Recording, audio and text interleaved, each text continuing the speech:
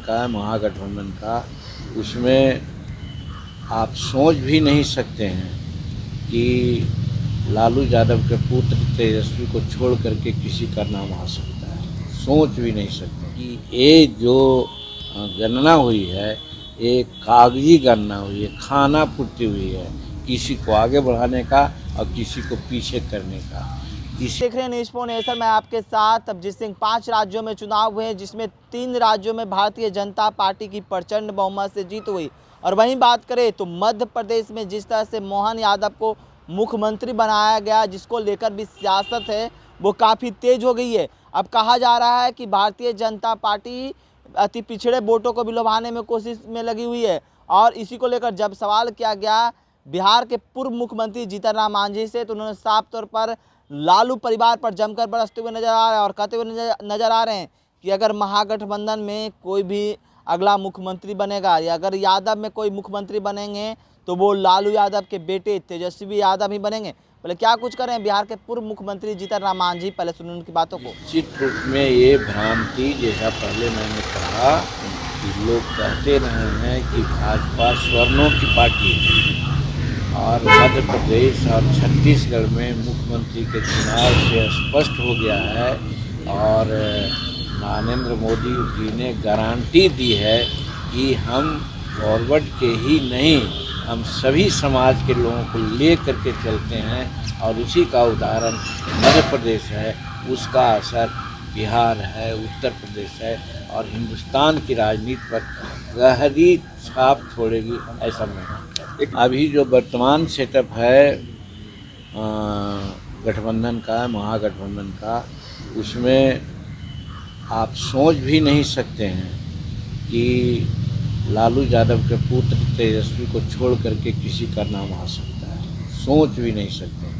ये वहीं सोच सकते हैं जो एनडीए गठबंधन के लोग हैं, वहाँ पर आप सोच सकते हैं कि कुछ भी हो सकता है, किसी को भी बनाया जा सकता है, लेकिन यहाँ तो फिक्स है कि वही होंगे। हम धन्यवाद देते हैं, आभार व्यक्त करते हैं हम अमित शाह जी के प्रति, क्योंकि उन्होंने आकर के यहाँ बात कही।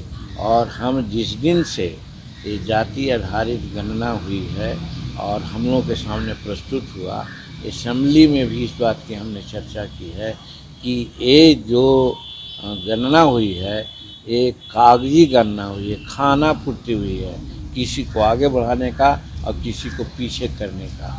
इसीलिए उस समय भी हमने कहा था कि शेड्यूल कास्ट की आबादी बिहार में 25-30% है, दिखलाया गया है 20%। और अति पिछड़ा में बनिया हैं, तेली हैं और लोग हैं, उन लोगों का भी आबादी जो होना चाहिए था, चंद्रवंशी लोग हैं, उन लोगों की आबादी ज़्यादा है, लेकिन दिखलाया गया कम। सहनी समाज की आबादी दिखलाया गया कम, लेकिन कुछ लोगों की आबादी तो हमने उदाहरण दिया कि 1931 में उनकी आबादी 8% थी, और आज 2023 में 14% हो गई। दूसरी तरफ भुइयाँ मुसहर की आबादी 1931 में 3%, 3.25% थी, आज भी उनकी आबादी 3.7% है।